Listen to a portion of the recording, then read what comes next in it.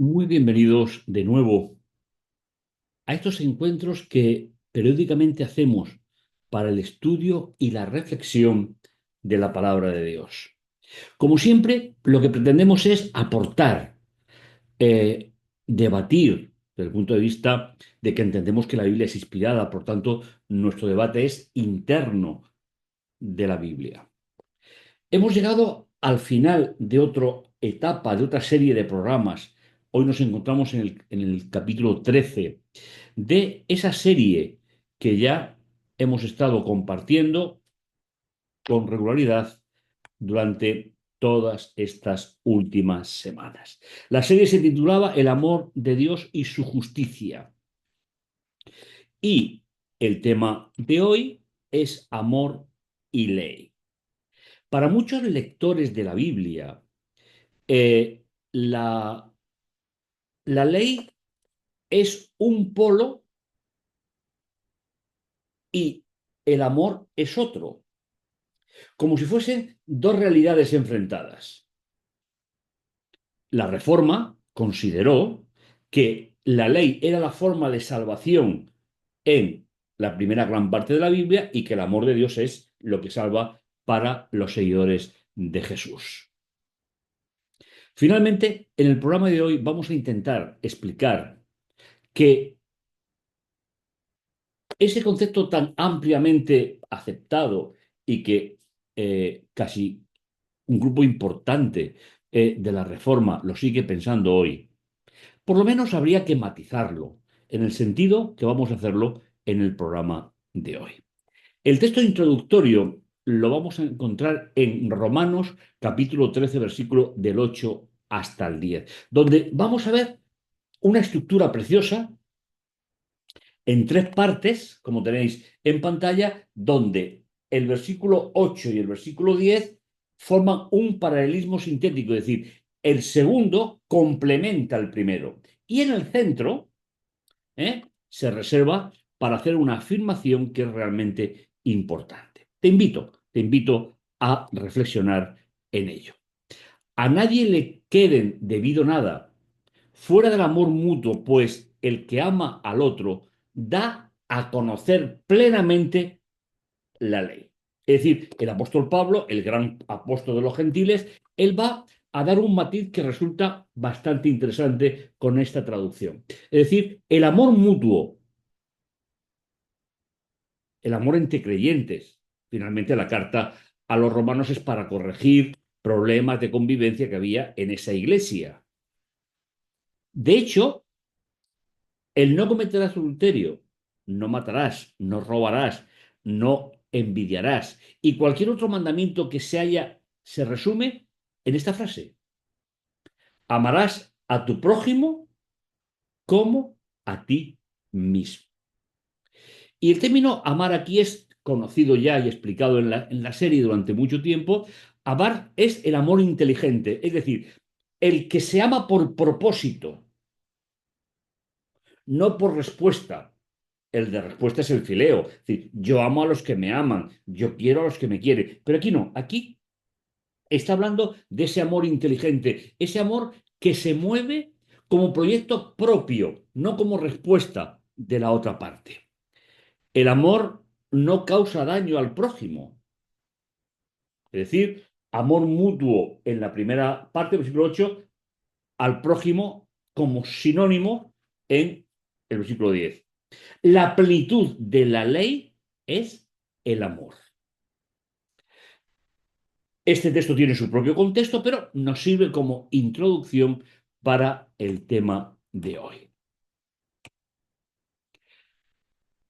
La teología estudia una rama que se llama teodicea, es decir, teo significa Dios, di significa justicia, es decir, la teodicea que habla de la justicia de Dios es esa rama de la teología que se dedica a explicar la bondad y la justicia de Dios en un mundo marcado por el mal, el pecado, el sufrimiento, las injusticias, la fundación de la ley, el libre albedrío. Es decir, da una cohesión para poder situar a través del texto bíblico a Dios en el mundo que vivimos con las responsabilidades que se tiene tanto el ser humano como Dios. Este tema, sin ninguna duda, despierta el interés tanto de creyentes como de no creyentes, ya que se trata, sin ninguna duda, de una cuestión verdaderamente universal. No tienes nada más que vivir en este planeta para darte cuenta de que el mal, el pecado, sufrimiento, injusticias es lo que predomina en la sociedad. Dios, nos dice el relato de Génesis, creó un mundo perfecto. Génesis 3:31. Y vio Dios que todo lo que había hecho era bueno, bueno en gran manera. Es decir, el sentido del término top que se emplea en Génesis es lo que funciona según el diseño de Dios.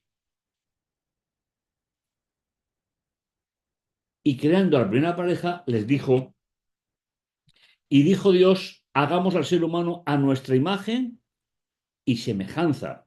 Que ellos dominen. Aquí tenemos la imagen y la semejanza, aplicada tal y como Dios lo especifica en este texto. Que ellos dominen, porque tienen esa semejanza, los peces del mar, las aves del cielo, los animales domésticos y todos los reptiles. Y creó Dios al ser humano a su imagen, a imagen de Dios lo creó, varón y hembra los creó. Fijaos, el ser humano, compuesto de ser humano hombre, ser humano mujer, reciben la capacidad de parte de Dios de gobernar la creación, de gobernarse a sí mismo y de mantener una relación con el Creador. Esa es la gran idea. Detrás de la idea de la imagen de Dios dada a la raza humana se encuentra, entre otras muchas cosas, la capacidad de decidir actos y decisiones, lo que se suele llamar el libre albedrío. Cuando Dios creó a Adán y Eva, le dio esa capacidad. De hecho, la historia de la humanidad no hubiese sido la misma que vivimos y conocemos si no hubiese existido el libre albedrío. Por lo tanto, es la capacidad de decidir actos, decisiones, compromisos. Cuando la primera pareja habitaba en el jardín, gozaba de toda la libertad para tomar decisiones. Sin embargo, el mal uso de ese libre albedrío los condujo a una situación completamente distinta, que nosotros podemos explicar perfectamente en nuestra vida. En la actualidad, esa libertad de elección se encuentra entrelazada con nuestra naturaleza caída.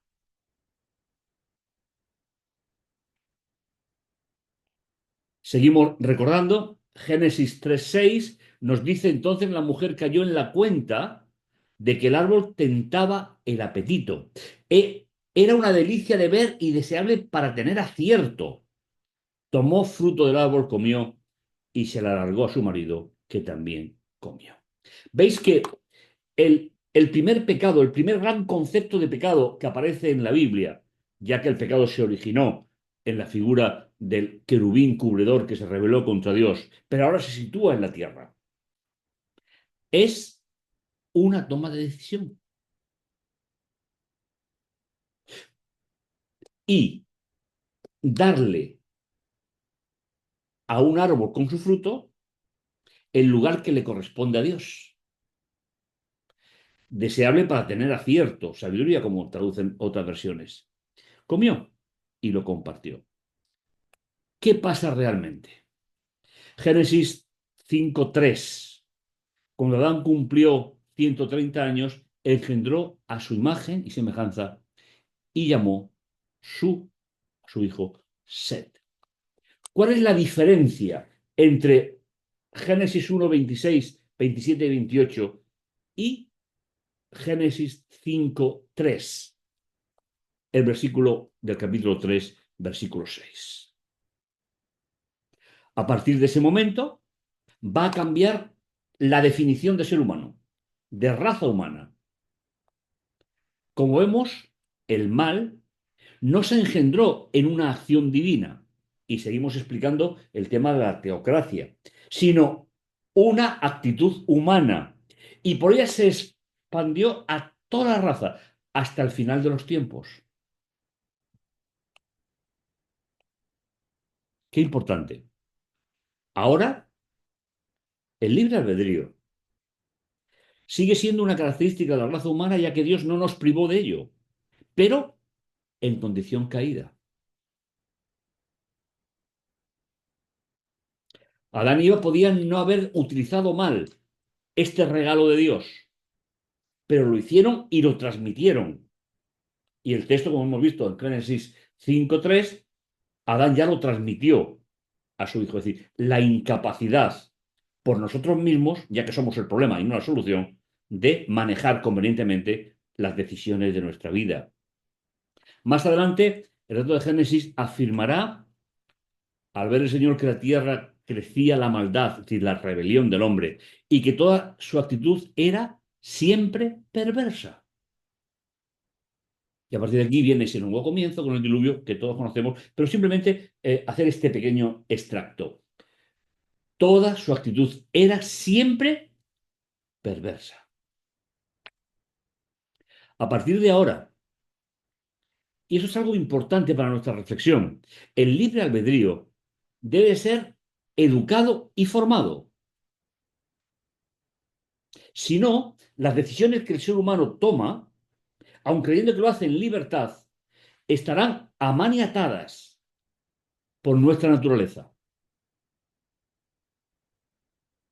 Y si es de continuo hacia el mal, pues solamente hay que ver el mundo que nos rodea y las actitudes para entender perfectamente que el libre albedrío, como la capacidad de decidir en nuestra vida, tiene que ser educado y formado, porque solo no puede funcionar. Un Dios todo sustentador, un Dios todopoderoso, el Shaddai, debe educar y formar la capacidad de elección del ser humano. Para ello, dio la Torá, término que aparecerá 250 veces en la primera gran parte de la Biblia. Es decir, es un término con un uso importante. Torá se suele traducir por ley, pero eso no fue hasta 250 años antes de Cristo. Literalmente significa instrucción, de donde salen o derivan dos términos importantes, enseñar y maestro. Con lo cual, la Torá está dentro de un concepto de pedagogía. Dios como maestro, educando, formando a la humanidad para que esa libre elección de seguir haciendo lo que nuestra naturaleza manda o tener una relación con Dios tenga un apoyo para que podamos decidir si soy pecador, necesito el apoyo de cómo llegar a mantener una relación personal con Dios.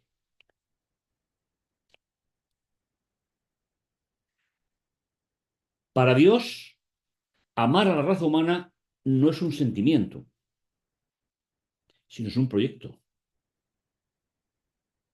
Proyecto que se generó antes de la creación. Es decir, la omnisapiencia de Dios no le llevó a coartar a la raza humana. Tal vez, si me permitís, la estancia en este mundo durante 70, 80 o 90 años como mucho no tiene nada que ver con el proyecto de la eternidad. Y Dios fue consecuente. Lo sabía, pero no sería responsable de ello. Y tendría que buscar la solución. Y esa solución es la alianza. Génesis 3, 14 y 15 nos muestra la gran alianza. La alianza que se encuentra en el génesis de la humanidad. El Señor dijo a la serpiente, por haber hecho esto irrelevante tú entre los animales domésticos, las fieras salvajes, te arrastrarás sobre el vientre y comerás polvo toda tu vida. Pero Dios toma la iniciativa, versículo 15. Pongo enemistad, hostilidad, entre ti y la mujer, entre su linaje y el de la serpiente. Él, el linaje de la mujer, el heredero, herirá tu cabeza cuando tú hieras su talón. Al ser una profecía, No hay que tomar el término eh, mm, descendiente en sentido directo, sino como propósito, para el futuro.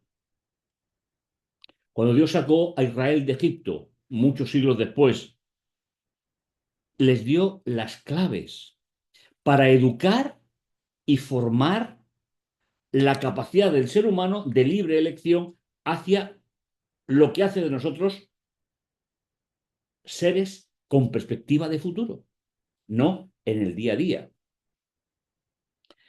Éxodo 19:5. Así pues, si de veras escucháis mi voz y guardáis mi alianza, entonces vosotros seréis objeto de mis bienes personales entre todos los pueblos, porque mía es la tierra.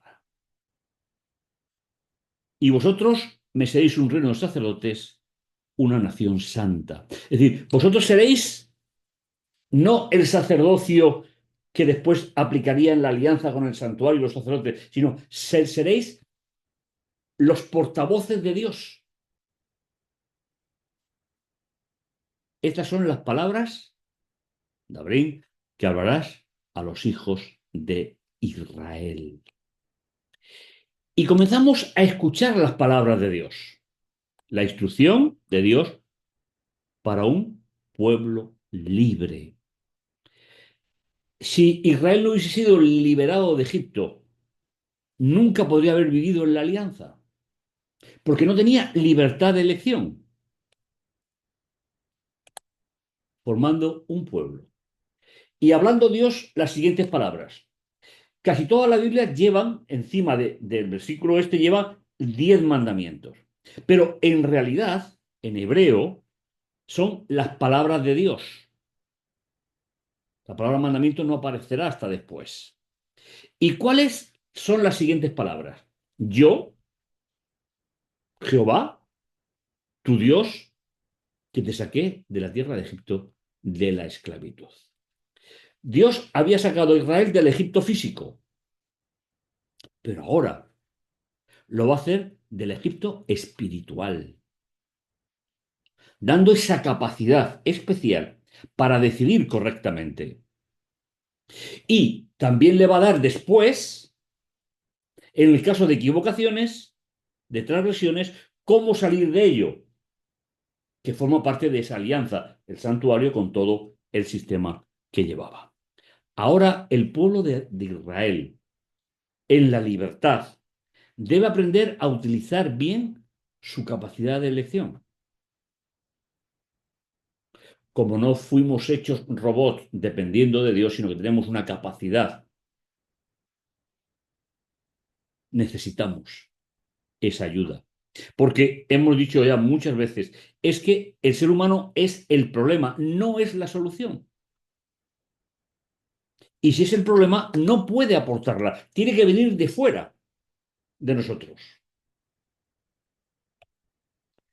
¿Cómo relacionarme con Dios?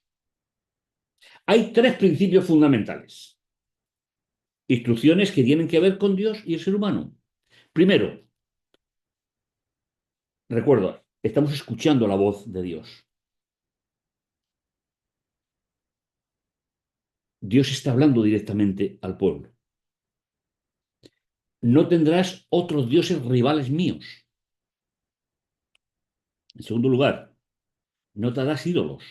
Ese es el término original. Es decir, el ídolo es lo que se fabrica para poner en lugar de Dios. Figura alguna de lo que hay arriba en el cielo, abajo en la tierra o en las aguas del mar.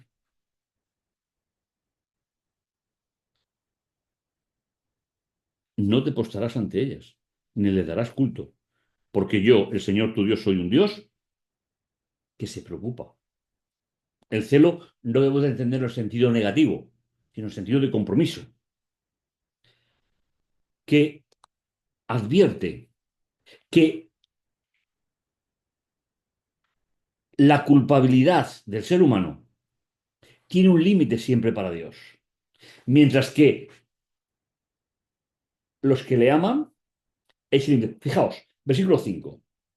Dice, yo soy tu Dios comprometido, que castigo la culpa de los padres en los hijos, nietos y bisnietos 4 generaciones, no más. ¿Cuándo me desprecian?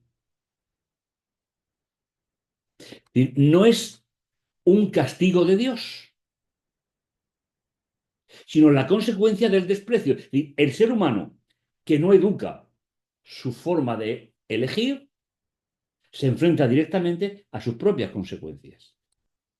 Y dice, pero actúo con lealtad por 1000 generaciones cuando me aman y custodian mis preceptos.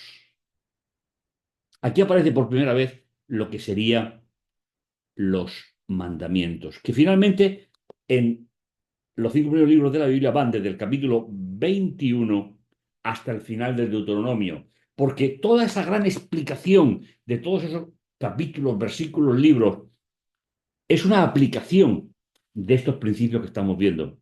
¿Cómo relacionarme con Dios?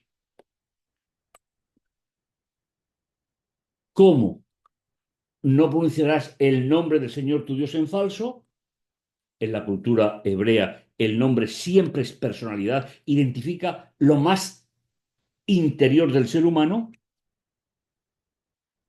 porque no dejará el Señor impune a quien por nombre su nombre en vano. Es decir, no dejará a Dios en el momento de dar una posición sobre sus decisiones si estamos blasfemando el nombre de Dios. Pero después de aquí pasa directamente a otro punto realmente importante. Instrucciones que tienen que ver conmigo mismo. Si os fijáis en el versículo 8, en el versículo 11, el 8 es consecuencia del 11. Y en el centro nos va a describir la misma acción que Dios hizo 6 días creando o haciendo y el séptimo observando cómo funcionaba. Fíjate en el sábado para santificarlo, es decir, para darle un rol determinado diferente al resto. Y ahora nos dice, 6 días trabajarás y haz tus tareas, pero el sábado es un día de descanso dedicado a estar con el Señor tu Dios. El Señor, cuando terminó su obra, el sábado lo dedicó para estar con las criaturas creadas. Pero ahora partimos de una situación diferente. Durante 6 días trabajarás y harás todas tus tareas, pero el séptimo es un día de descanso dedicado al Señor. No harás trabajo alguno, ni tú, ni tu hijo, ni tu hija, ni tu esclavo, ni tu esclava, ni tu ganado, ni el inmigrante que viva en tus ciudades. ¿Veis? Ese planteamiento de gobernar la creación ahora, según Génesis 1, 26, 27 y 28, ahora se ha dividido en las posibilidades de convivencia que ya había dado la salida de Egipto. Y porque en 6 días hizo el Señor el cielo, la tierra, el mar y lo que hay en ellos, y el séptimo descansó. Por eso, Dios hizo trascendente el sábado. Hemos estado traduciendo la palabra que se suele hacer por bendecir como trascendencia, como importante, para que no estemos dentro del mundo medieval donde toda la religión es mágica. Entonces, traducirlo por bendecir es darle la importancia. Es decir, cuando nosotros respetamos con nosotros mismos esta cuarta palabra de Dios, estamos reconociendo que formamos parte de una raza creada, caída. El siglo IX desarrolla un poco ese mundo complejo, pero finalmente, cuando nosotros apartamos, después de haber hecho nuestra faena como Dios hizo, estamos reconociendo que somos una raza creada y que hay una solución para nuestra vida. Por eso, santificarlo es darle una función determinada. Y el Señor lo santificó, es decir, un pasado, es decir, algo terminado.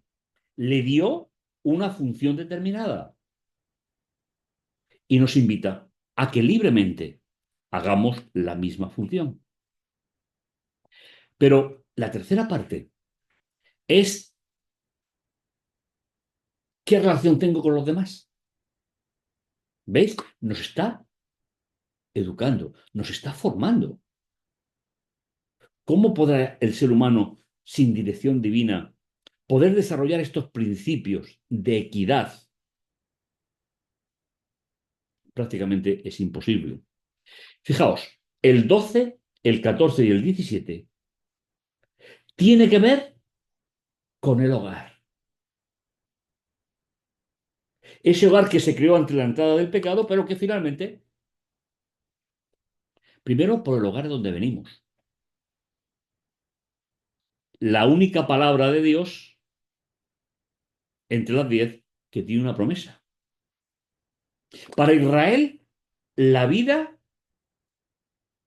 en la tierra prometida, en Canaán. Para los creyentes y para ellos de la nueva alianza,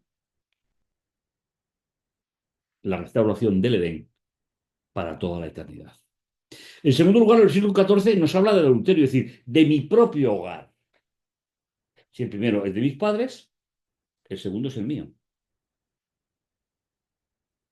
El adulterio es dejar de ser una sola carne con una persona y llegar a ser una sola carne con otra persona que no está autorizada por Dios.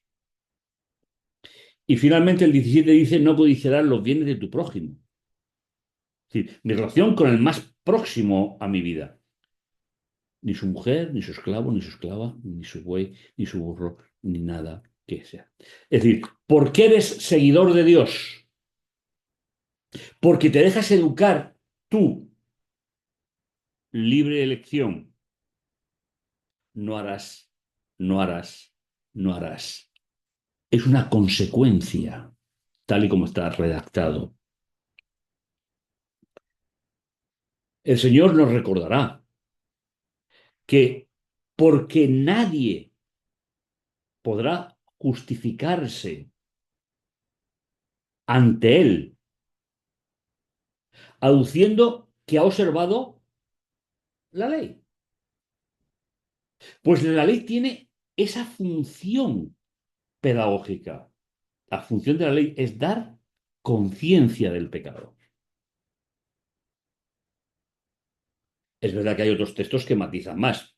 En eso siempre estamos de acuerdo. Pero a mí ese texto me gusta especialmente porque gracias a ese regalo de la Torá, yo puedo tener conciencia del pecado. ¿Cuántas personas hay en este mundo que no tienen conciencia? Se mueven por conceptos culturales, lo que está bien o no está bien desde un modo cultural. Pero ¿cuántas culturas hay en el mundo? La función de la ley es dar conciencia del pecado. Estamos educando el libre albedrío.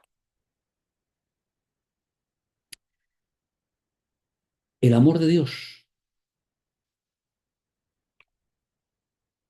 El amor de Dios trasciende el mero sentimiento. Es, en esencia, el plan de salvación. Este amor infinito no anula la capacidad del libre albedrío en el ser humano. Decíamos hace unos instantes que aún la entrada del pecado y la modificación esencial de la criatura, Dios no renunció a dejar seres libres. Por eso, el amor infinito de Dios, ese amor inteligente, que no tiene en cuenta la respuesta del ser humano.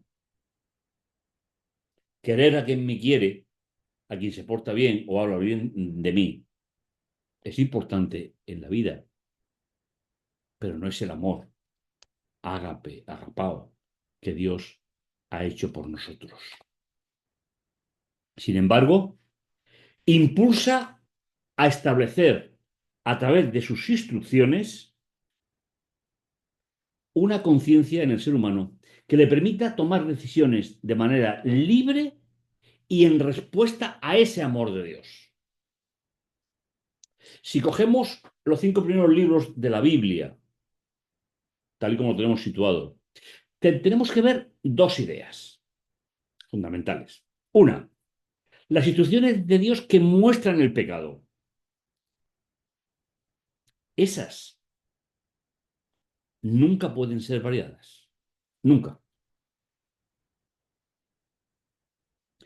Las instrucciones que nos indican cómo se elimina el pecado una vez cometido, sí que han sufrido un cambio de la primera alianza a la nueva alianza. En la primera alianza era el santuario de la tierra, con sus sacrificios y sacerdocios, en la nueva. Pero lo que nos interesa como conducta de la instrucción que me muestra lo que es el pecado, según Romanos 3, es la verdadera respuesta a ese amor divino. Cuando me he educado. Con esto no quiero decir que dejemos de cometer errores, pero tienen que ser errores. No debería de ser diseñado, aunque también hay solución para ello. Por lo tanto, recordamos, las instrucciones de Dios que muestran el pecado seguirán estando presentes por la eternidad, aunque no hagan falta ya, porque volveremos a esa imagen del principio. Pero ahora, como pedagogía divina, si nos fijamos cómo relacionarme con Dios y cómo se soluciona el pecado y lo ponemos en práctica, ¿qué estamos haciendo? Restableciendo una relación con Dios que establece el orden de la creación de nuevo. Primero Dios, segundo el ser humano, con todo lo que hemos visto, y el resto de la creación. El amor de Dios trasciende el mero sentimiento. Es en esencia el plan de salvación. Las leyes que muestran el pecado me crean una necesidad de solución.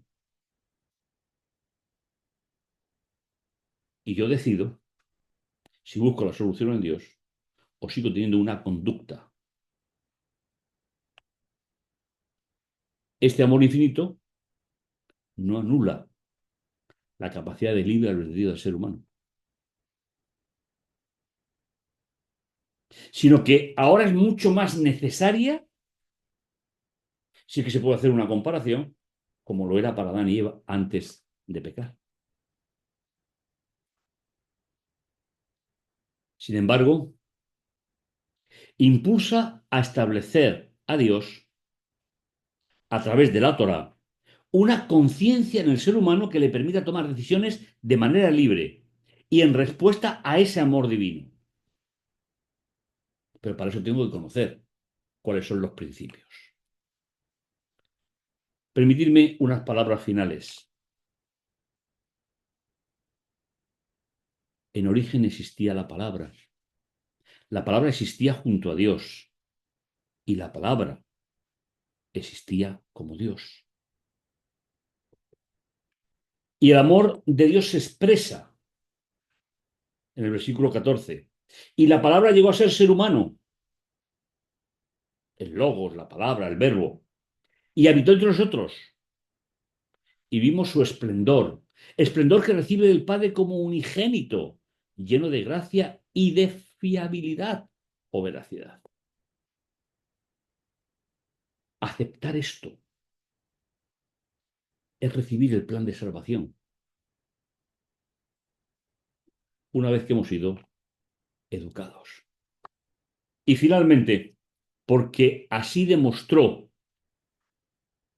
un hecho puntual del pasado que no se va a repetir, pero que tiene consecuencias para el futuro. porque así demostró Dios su amor al mundo, llegando a dar a su Hijo único, para que todo el que le preste adhesión tenga vida definitiva y ninguno perezca. Merece la pena que nos demos cuenta de la importancia. No te dejes llevar por tus sentimientos sin haber sido educados por el plan de Dios. Esa es una de las grandes diferencias entre un creyente y un no creyente. Y el Señor está dispuesto a compartir contigo ese proyecto de amor que pasa inexorablemente por la encarnación. Y cuando se produce la resurrección, el plan de salvación ha sido llevado a todas sus consecuencias. Ahora solo falta que te dejes educar y formar para que tus decisiones en libertad tengan una base divina y no una base de la humanidad caída. Creo que es una gran responsabilidad, pero a la vez es una gran ilusión poder caminar con Dios mientras esperamos caminar con Él a la eternidad. Que el Señor te bendiga, que el Señor te guarde.